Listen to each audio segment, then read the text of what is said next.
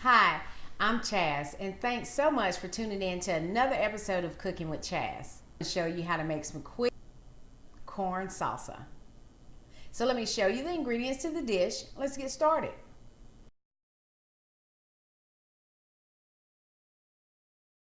Started to cut the corn off of the ears. I've done all of them except for this half because I want to show you guys in case you weren't sure. So what you want to do is you want to stand it straight up on your board and get as close as possible to the ear. Go ahead and put that in the bowl. It's still a little warm, which is fine because it's going to help when we squeeze that lemon juice on there. Now, one thing, if you like corn, there's a lot of nibbling going on. Still available right here. And what we're going to do is we're going to add our tomatoes. Once again, with the jalapenos, if you're not big on jalapenos, don't add this step. I'm going to put in 1 teaspoon, you know what, maybe a half a teaspoon, and all of our red onions.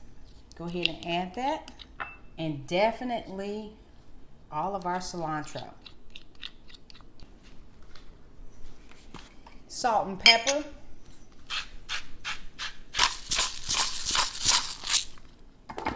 And now what I do is I squeeze half of a lime.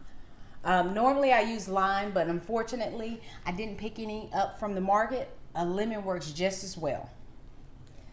Make sure when you're doing a lemon that you catch the seeds. And now you're just going to mix all that together. And this is where I break up the corn kernels.